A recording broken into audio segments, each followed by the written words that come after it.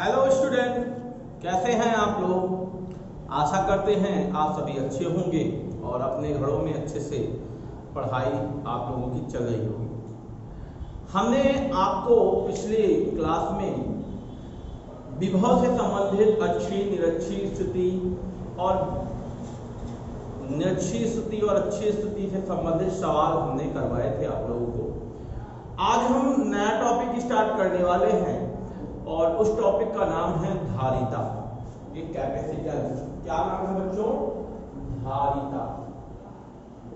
बहुत सरल टॉपिक है, बहुत इंपॉर्टेंट टॉपिक है। इसके कई क्वेश्चन आपके पेपर में आ चुके हैं, अब आपको इसको ध्यान से देखना है, ठीक है ना बच्चों। धारिता होता क्या है समझिए थोड़ा सा। जिस प्रकार अगर आप कोई बर्तन लें, ध्यान से सुनिएगा बच्चों, जिस प्रकार आप एक बर्तन लें और इसके ताप, इसमें ऊष्मा डालें, क्या डालें?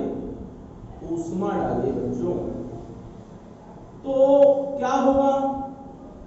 ऊष्मा देने पर इसके ताप में क्या हो जाएगी? वृद्धि हो जाएगी। ध्यान से सुनिएगा। जिस प्रकार किसी भी बर्तन को ऊष्मा देने पर उस पर रखा द्रव के ताप में क्या हो जाती है? वृद्धि हो जाती है ना। या फिर दूसरे शब्दों में समझें तो कुछ इस तरह समझिए कि जिस प्रकार किसी बर्तन में आप क्या करते हैं? पानी डालते हैं। बर्तन में आप क्या करते हैं? पानी डालते हैं। तो बर्तन का जो इस सतह है, क्या है? सतह, वह क्या होने लगती है? बढ़ने लगती है। ये क्या है? हमारा पानी। अब देखिए दोनों एक ही बातें हैं। जिस प्रकार आप बर्तन में पानी डालते हैं तो उसका सतह बढ़ने लगता है, या फिर जिस प्रकार किसी पदार्थ में ऊष्मा को बढ़ाते हैं तो उसका ताप बढ़ने लगता है, उसी प्रकार किसी वस्तु में आवेश डालने पर उसका विभव भी बढ़ने लगता है। ठीक है, तो ये क्या हमने बताया?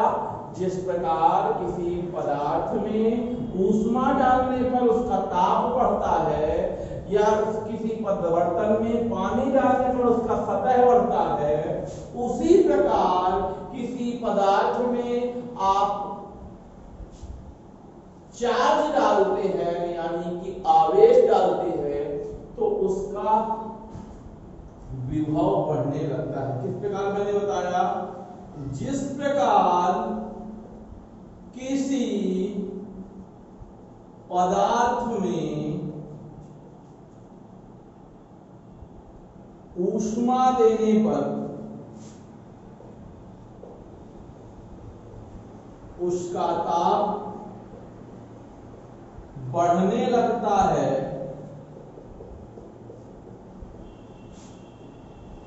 अथवा जिस प्रकार किसी बर्तन में पानी डालने पर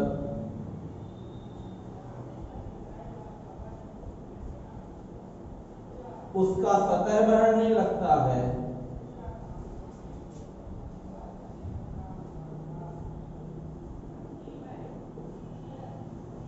ठीक उसी प्रकार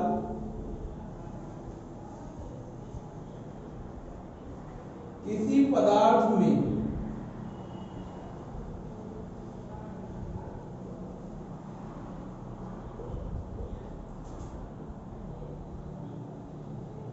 आवेश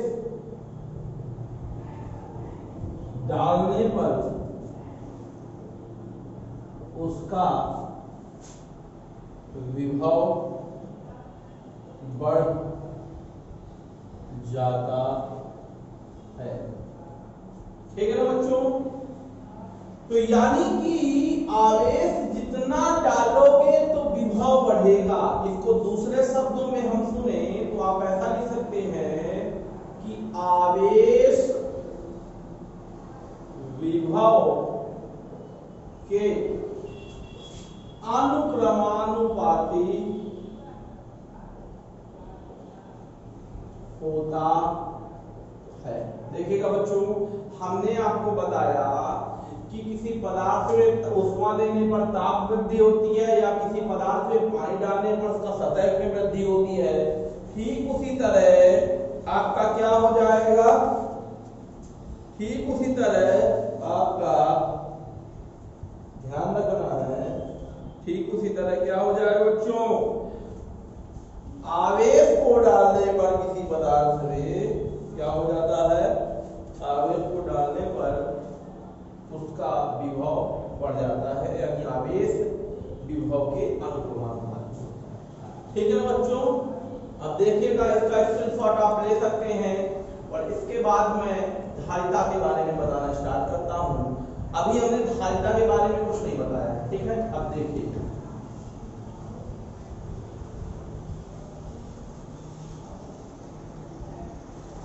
समझिएगा थोड़ा सा, इसका मतलब क्या हुआ, Q प्रोपोर्शनल टू V, आवेश विभव के अनुक्रमानुपाती होता है। इसका मतलब हो गया Q proportional to V। Proportional चिन्ह हटेगा तो लग जाएगा एक नियतांक C, जहां C एक अनुपातिक नियतांक है जिसे पदार्थ की धारिता कहते हैं। क्या कहते हैं बच्चों, धारिता। ठीक है, तो ये C क्या है, हमारे पास धारिता है और C बराबर क्या आ जाएगा, Q अपॉन V। अब देखिए, अगर यदि मान लीजिए ये फार्मूला बन गया ना हमारा, C बराबर Q अपॉन V होता है फार्मूला। यदि V बराबर 1 हो, 1 वोल्ट, ठीक है, तो क्या हो जाएगा, C बराबर Q के बराबर हो जाएगा, है ना। यानी इसकी परिभाषा देख लीजिए, धारिता की परिभाषा ध्यान से देखिएगा। धारिता की परिभाषा मैं लिखने जा रहा हूं, ध्यान से देखना है आप लोगों को। क्या बनेगा परिभाषा, देख लीजिए, C बराबर होता है Q अपॉन V, यानी कि किसी पदार्थ की धारिता उस पदार्थ में उपस्थित आवेश के बराबर होता है जिसमें 1 वोल्ट विभव उत्पन्न हो जाए, ठीक है ना। या फिर ऐसा लिखें, किसी पदार्थ की धारिता उस आवेश के बराबर होती है जिसका विभव 1 वोल्ट हो, है ना। लिख सकते हैं, किसी पदार्थ की धारिता, या फिर ये भी लिख सकते हैं, किसी पदार्थ की धारिता आवेश की मात्रा और विभव में वृद्धि के अनुपात के बराबर होता है। ऐसा भी लिख सकते हैं, किसी पदार्थ की धारिता उस आवेश के संख्यात्मक मान के बराबर होता है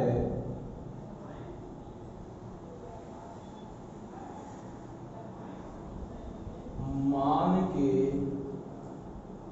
बराबर होता है जिसमें या जिसका विभव 1 वोल्ट हो। देखिएगा, ये इसकी परिभाषा है, किसी पदार्थ का की धारिता उस आवेश के संख्यात्मक मान के बराबर होता है जिसका विभव 1 वोल्ट हो। इसकी दूसरी परिभाषा बना सकते हैं कि आवेश की मात्रा में वृद्धि और विभव की मात्रा के वृद्धि के अनुपात को हम धारिता कहते हैं। तो इसका स्क्रीनशॉट आप लोग ले लेंगे, ठीक है ना। ये किसकी परिभाषा हमने बता दी, धारिता की परिभाषा बता दी। कितनी बता दी आपको धारिता की परिभाषा, C बराबर Q अपॉन V, यानी आवेश और विभव के अनुपात को हम क्या बोलते हैं, धारिता बोलते हैं। चलिए अब हम थोड़ा धारिता के बारे में और समझते हैं। अब देखिए आज हम लोग धारिता के बारे में क्या जाना कि धारिता को हम C से डिनोट करते हैं और C बराबर होता है Q अपॉन V। याद रखिएगा, बार बार आएगा आपके पास। C बराबर क्या होता है, Q अपॉन V, ठीक है ना। तो अब यहाँ पास धारिता का मात्रक, धारिता का मात्रक, तो ये बताइए धारिता किससे बना हुआ है, आवेश का मात्रक बटे विभव का मात्रक। तो ये बताइए बच्चों, आवेश की मात्रा कितना है, आवेश का मात्रक होता है कूलाम, और इसका क्या होता है, विभव का मात्रक वोल्ट, ठीक है।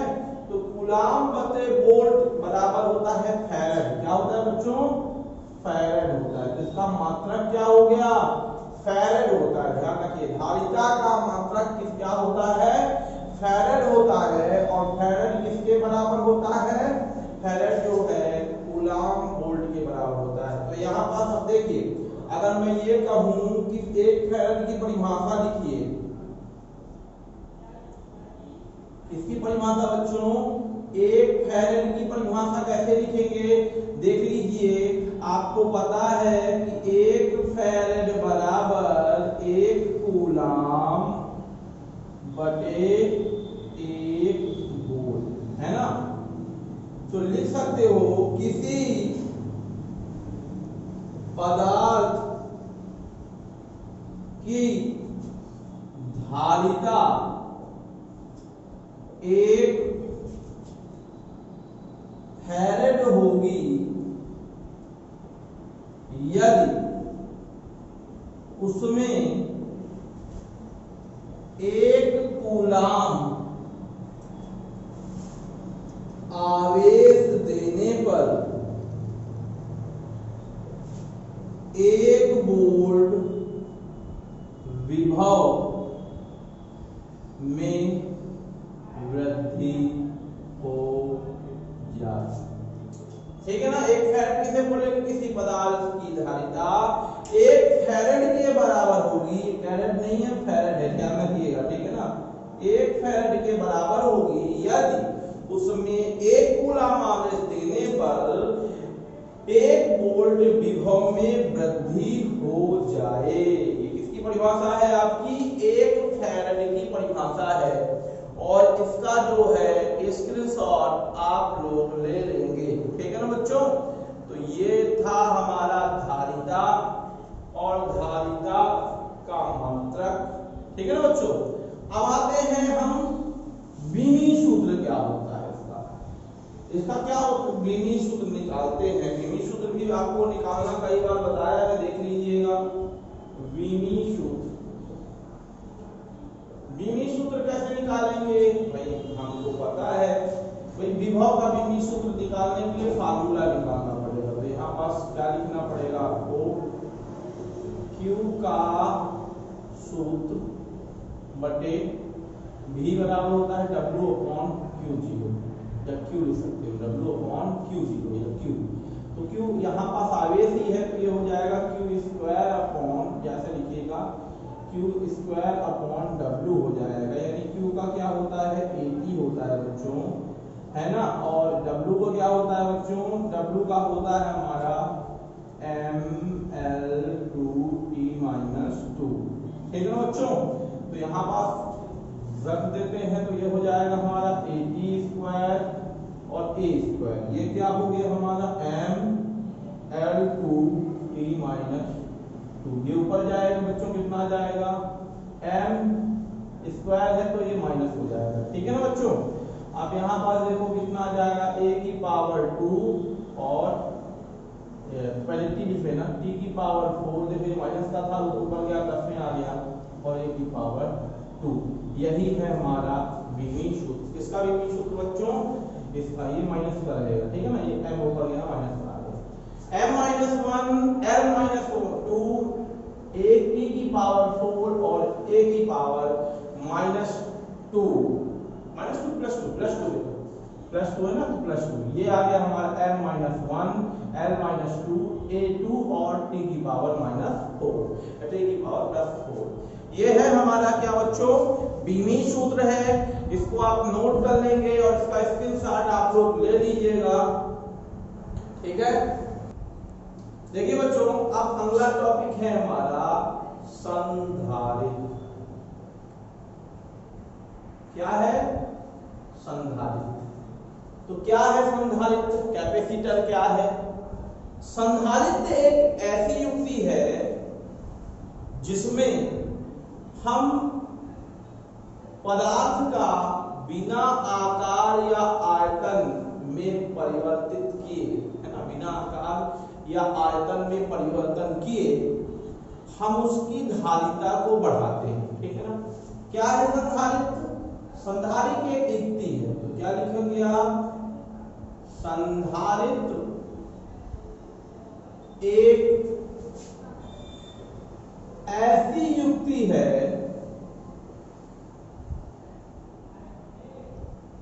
जिसमें हम पदार्थ के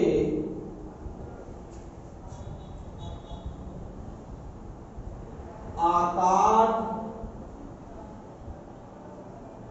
या आयतन में बिना परिवर्तन किए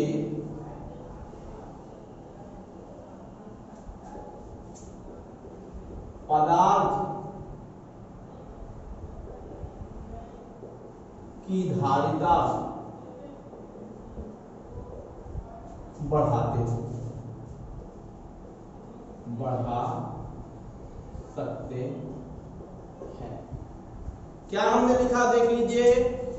संधारित्र एक ऐसी युक्ति है जिसमें हम क्या करते हैं, जिसमें हम बिना पदार्थ के आकार या आयतन में परिवर्तन किए या पदार्थ के आकार में या आयतन में बिना परिवर्तन किए पदार्थ की धारिता को क्या करते हैं, बढ़ा सकते हैं। यही है संधारित्र, ठीक है ना बच्चों।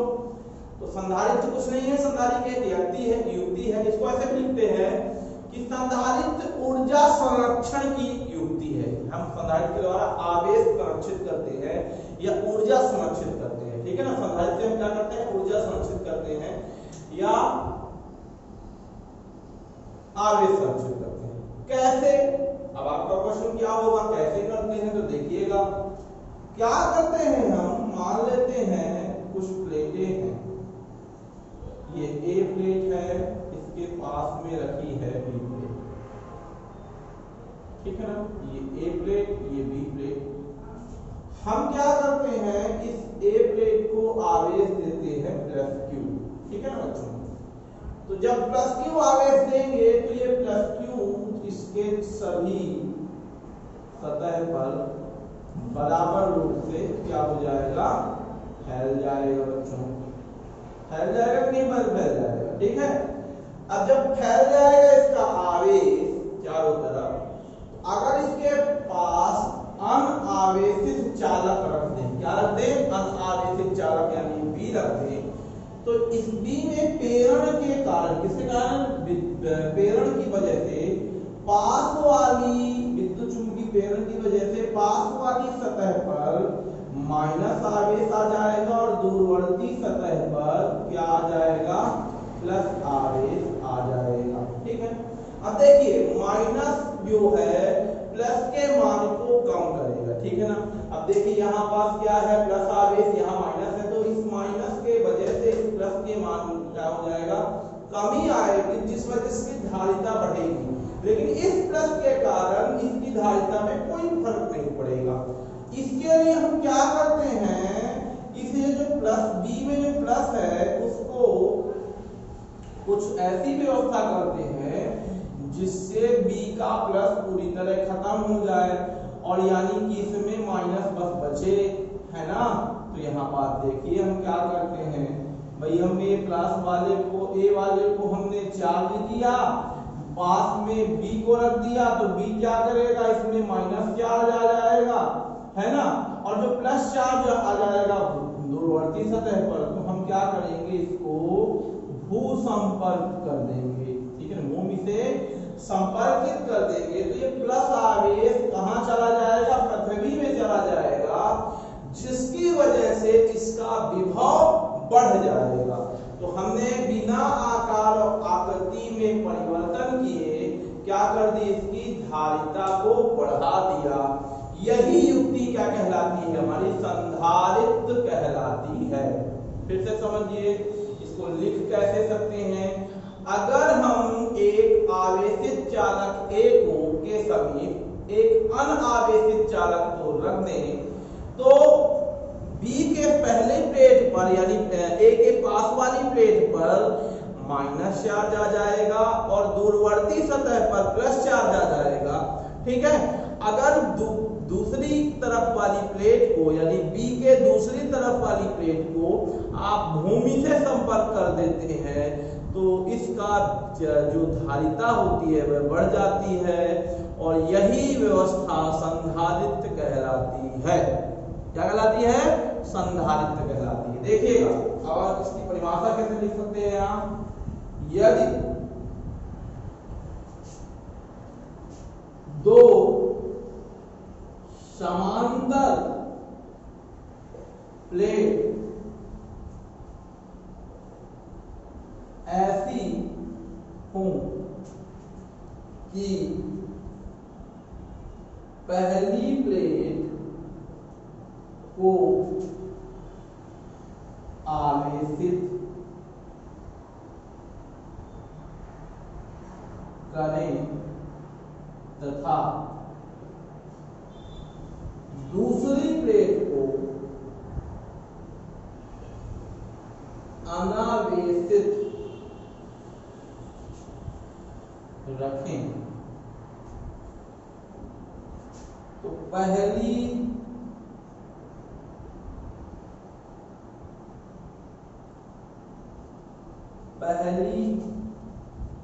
प्लेट में आवेश के कारण बी प्लेट में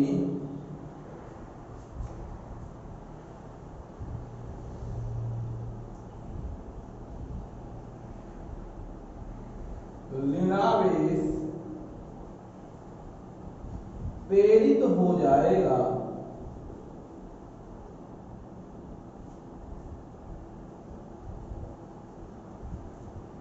क्योंकि बी प्लेट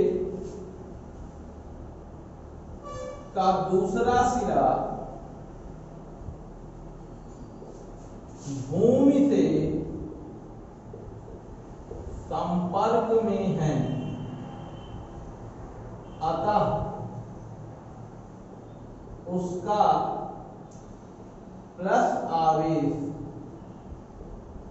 जमीन में चला जाएगा। ठीक है बच्चों, यही व्यवस्था कहलाती है हमारी संधारित्र। यदि दो समांतर प्लेट ऐसी हों कि पहली प्लेट को आवेशित करें तो दूसरी प्लेट को अनावेशित रखें, और पहली प्लेट में आवेश के कारण बी प्लेट में ऋणावेश प्रेरित हो जाएगा पहली प्लेट में, और चूंकि बी प्लेट का दूसरा सिरा भूमि के संपर्क में है, इसलिए ये क्या हो जाएगा हमारा, अतः इसका प्लस आवेश जमीन पर चला जाएगा, और यही व्यवस्था, और धारिता का मान बढ़ जाएगा, और धारिता बढ़ जाए। यही व्यवस्था हमारी क्या कहलाती है, संधारित्र कहलाती है। तो इसको आप लोग ध्यान से देखेंगे और इसको करेंगे, है ना। संधारित्र अब कई प्रकार के होते हैं, ठीक है ना, सब देख लीजिएगा इसको। संधारित्र कितने प्रकार के होते हैं, संधारित्र वैसे 3 प्रकार के होते हैं, ठीक है ना। एक होता है हमारा समांतर प्लेट संधारित्र, ठीक है ना। दूसरा होता है हमारा गोली संधारित्र, और तीसरा होता है हमारा बेलनाकार संधारित्र। तो संधारित्र कितने प्रकार के होते हैं, 3 प्रकार के होते हैं। कौन कौन से, पहला तो होता है हमारा कौन सा, पहला होता है हमारा बेलनाकार संधारित्र, दूसरा गोलीय संधारित्र, तीसरा समांतर प्लेट संधारित्र। तो ध्यान रखना है आपके जो पेपर में केवल एक ही है, आपके सिलेबस में केवल एक ही संधारित्र है। कौन सा संधारित्र है? वह संधारित्र है हमारा समांतर प्लेट संधारित्र, और उसी के बारे में हम आज अध्ययन करने वाले हैं। ठीक है ना। तो अगला टॉपिक है हमारा समांतर प्लेट संधारित्र। हमारा टॉपिक अगला है समांतर प्लेट संधारित्र। ठीक है ना। क्या है हमारा? समांतर प्लेट संधारित्र। ठीक है। इसके बारे में हम कल अध्ययन करेंगे, क्योंकि समय काफी नहीं है और ये हमारा वीडियो और भी बड़ा बन जाएगा। तो इसके बारे में हम अगले वीडियो में बताएंगे आप लोगों को समांतर प्लेट संधारित्र के बारे में। समांतर प्लेट संधारित्र में हम कई प्लेटें लेते हैं एक दूसरे के समांतर और उसमें धारिता का मान निकालेंगे। ठीक है ना बच्चों। तो आज हमने क्या बताया आपको? धारिता के बारे में बताया। धारिता होता क्या है, धारिता का विमीय सूत्र क्या होता है, धारिता का मात्रक क्या होता है, इसके बारे में हमने आपको बताया। आज मैं एक चीज और आप लोगों को थोड़ा सा डिस्कस कर लेता हूं। पृथ्वी के विभव के बारे में ध्यान रखना है। पृथ्वी का विभव या आवेश, शायद बताया हूं या नहीं बताया हूं, फिर भी देख लीजिए आप। एक बात ध्यान रखिए, ये बताइए, अगर आपने देखा होगा कि मैंने आपको बताया था पृथ्वी एक चालक है। पृथ्वी क्या है? चालक है। तो जब पृथ्वी एक चालक है तो पृथ्वी में अगर आप करंट डालते हैं तो चारों तरफ करंट क्यों नहीं फैलता? बताइए भाई। पृथ्वी एक चालक है, आपने बताया कि पृथ्वी चालक है। हम भूसंपर्कन करते हैं ना, तो आवेश कहां जाता है? पृथ्वी में जाता है। तो फिर हमें करंट मारता क्यों नहीं? ये पहला क्वेश्चन आपको पता लगाना है कि भाई पृथ्वी करंट क्यों नहीं मारती है। ठीक है। दूसरी बात, ये जो आवेश पृथ्वी पे जाता है, तो आवेश जब पृथ्वी में जाता है तो क्या पृथ्वी का आवेश बढ़ता है या घटता है? तो पृथ्वी का आवेश होता कितना है? ठीक है ना। और तीसरा क्वेश्चन, विभव क्या होता है आवेश पृथ्वी का? तो इसका जवाब मैं ये बताऊंगा आपको कि भाई ये बताइए, समुद्र से आप एक लोटा पानी निकाल लें, एक बाल्टी पानी निकाल लें, यानी एक टंकी पानी निकाल लीजिए, तो ये बताइए समुद्र का पानी कम हो जाएगा? या इसके विपरीत आप एक लोटा पानी डालते जाइए, रोज एक लोटा, 2 लोटा, 3 लोटा, या फिर आप किसी और बर्तन का आप टंकी डालिए। ठीक है ना। तो आप ये बताइए, पानी डालने पर समुद्र में समुद्र का पानी बढ़ेगा या घटेगा निकालने से? नहीं, कोई फर्क नहीं आएगा। तो सेम उसी तरह है, पृथ्वी का विभव भी वही होता है। पृथ्वी देखिए, जो पृथ्वी होती है इसमें बहुत सारा चार्ज है। आप पृथ्वी से कितना भी चार्ज लीजिए और कितना भी चार्ज निकालिए, उसका कुछ प्रभाव नहीं पड़ने वाला। तो ध्यान रखिएगा कि जो पृथ्वी का आवेश होता है, पेपर में कई बार पूछा गया है, वो होता है अनंत। कितना होता है? अनंत होता है। पृथ्वी का आवेश कितना होता है? अनंत होता है। अब ये बताइए, जब पृथ्वी का आवेश ही अनंत है तो आपको भाई आपने पढ़ा है कि V बराबर होता है Q कितना होता है? W/Q0 होता है। अब आवेश हो गया इंफिनिटी, देखिएगा आवेश इंफिनिटी तो W/इंफिनिटी यानी ये हो गया 0, यानी पृथ्वी का विभव कितना हो जाएगा? पृथ्वी का विभव हो जाएगा 0। ध्यान रखिएगा, पृथ्वी का विभव कितना हो जाएगा? 0। ये मुख्य बातें हैं, पेपर में पूछ ली जाती हैं कि पृथ्वी का आवेश कितना होता है। तो ध्यान रखिए, पृथ्वी का आवेश अनंत होता है और जो पृथ्वी का विभव क्या होता है? विभव होता है हमारा 0 होता है। तो ये है इस वीडियो का, देखिए आप लोग इसको पढ़िएगा और चैनल को सब्सक्राइब करिए। सभी लोग पर डे वीडियो देखा करिए। ठीक है ना। भूल जाते हैं तो आप दूसरे दिन भी देख सकते हैं। ठीक है ना बच्चों। तो अच्छे से रहिए, घर में रहिए, सुरक्षित रहिए। Good day.